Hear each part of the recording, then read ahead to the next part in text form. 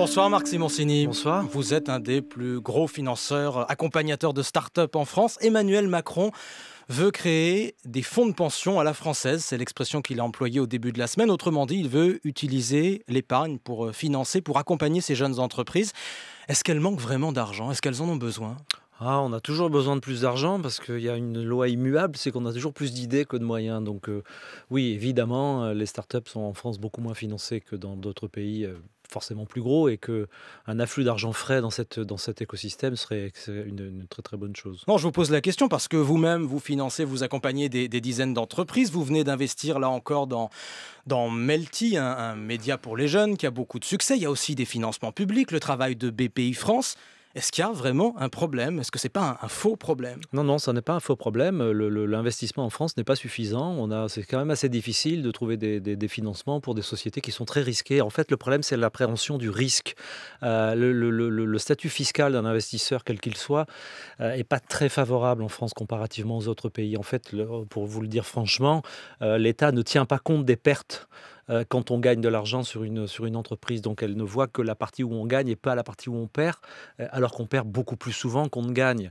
Et donc, la notion de risque, la notion d'investissement risqué dans ces jeunes entreprises n'est pas prise en compte par le fisc. En gros, j'ai les mêmes risques à investir dans Renault que la même fiscalité, que d'investir dans une start-up. Or, la start-up est beaucoup plus risquée que Renault ou une entreprise du CAC 40. Donc, la fiscalité n'est pas extrêmement bien adaptée à la prise de risque dans les jeunes entreprises. Il y a aussi des dispositifs fiscaux d'accompagnement. À votre place, l'autre jour, il y avait le fondateur de Criteo, grand succès français aussi et à l'étranger, qui disait la France est un paradis fiscal. C'est ce que dit aussi parfois avec d'autres mots Xavier Niel, le fondateur de Free, qui dit faut pas dire tant de mal que ça de la France quand on parle des impôts. Honnêtement, il y a eu de gros efforts de fait depuis 2012 et il y a eu de bons dispositifs qui ont été mis en place. Il faut, à mon avis, aller un peu plus loin pour que les gens prennent plus de risques avec leur épargne. C'est ça dont on parle.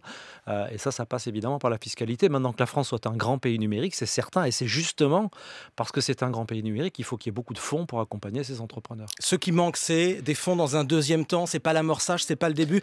C'est ce que les startups appellent parfois la vallée de la mort. C'est le moment où il faut aller plus loin et trouver quelques millions, c'est ça? C'est toujours quand c'est très risqué que c'est difficile de trouver de l'argent. Donc l'argent au départ coûte très cher. C'est très risqué d'investir dans ces boîtes. Donc c'est cette partie-là, la fameuse vallée de la mort, qu'il faut combler. Il y a eu beaucoup de progrès de fait depuis quelques années, bien sûr, mais c'est encore pas suffisant. Quand on dit fonds de pension, évidemment, on pense aux États-Unis.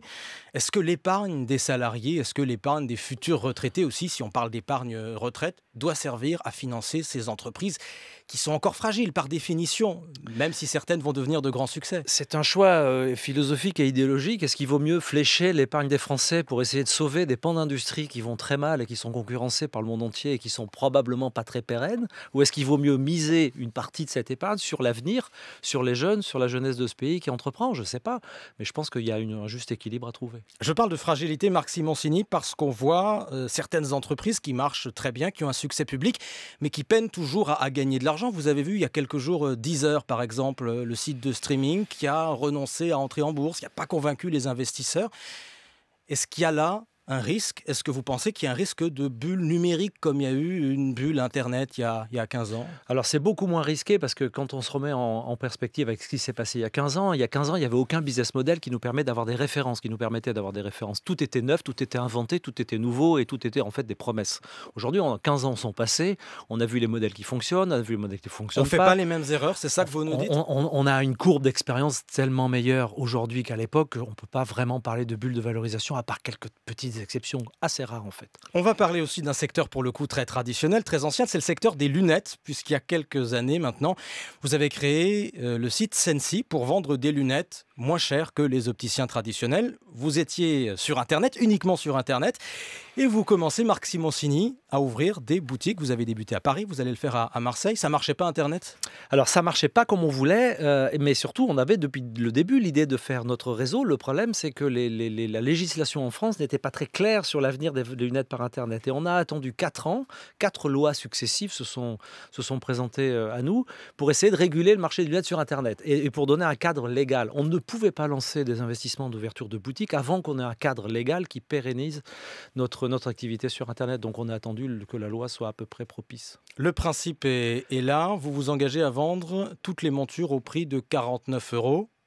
Alors ce sont des montures Origine France Garantie. Donc ce sont des montures qui sont faites en France, à la main, dans le Jura. C'est des montures qui valent 200 € en moyenne chez un opticien. Comment ça se fait? Comment est-ce que Euh, vous pouvez vous proposer des montures à moins de 50 € quand des opticiens les vendent beaucoup plus cher? On prend un risque, on en prend deux. La première, c'est qu'on localise notre fabrication en France. La deuxième, c'est qu'on enlève tous les intermédiaires. C'est-à-dire qu'on fabrique, on dessine et fabrique nous-mêmes nos propres lunettes et on les amène directement au consommateur à travers deux réseaux, Internet et nos magasins.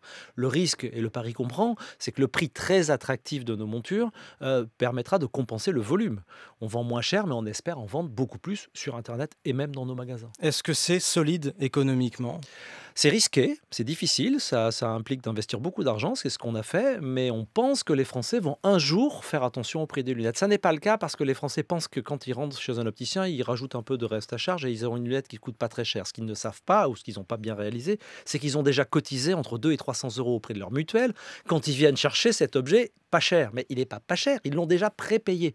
Et je pense que les Français un jour feront attention à leur cotisation et préféreront peut-être cotiser pour de vrais soins que pour des lunettes. Les opticiens vous accusent, c'était déjà le cas quand vous n'étiez que sur Internet, c'est encore plus le cas maintenant, ils vous accusent de casser le métier simplement. Écoutez, on le casse pas, on le modernise, mais encore une fois, C'est le match les anciens opticiens contre Marc Simoncini? Oui, mais c'est surtout qu'il n'y a aucun pays où l'Internet a pris 5 à 6, 7, 8% d'un marché. Donc les opticiens, les grands réseaux de la distribution optique vivraient très bien avec 5 ou 6% de moins sur leur marché. Ce qui fait peur aux grandes distributions, à la grande distribution optique, c'est qu'on donne la vérité sur les prix et qu'ils ont beaucoup de mal à justifier leurs prix. Allez au C'est bout de ça votre qui fait pensée, vous vous êtes régulièrement disputé avec eux, il y a eu notamment un échange vif avec Alain Flelou il y a quelques temps. Ce sont des voleurs, les opticiens, Marc Simoncini? Non, mais c'est un marché extrêmement opaque. Il y a 150 000 prix de verre, il y a 1300 montures, il y a 12 000 magasins. C'est un marché où personne n'y comprend rien. Et finalement, à la fin, c'est le consommateur qui n'y comprend rien. Vous allez continuer à ouvrir des boutiques, là, une première, une deuxième arrive. Alors, la Votre première est à objectif, Rambuteau à c'est Paris, la seconde sera à Marseille. On teste Paris-Province et puis en Mm. fonction du calibrage des premiers résultats, on en ouvrira partout où on pense que c'est intéressant. Marc Simoncini, fondateur de Mythique, fondateur de Sensi et investisseur dans l'économie numérique. Merci. Merci.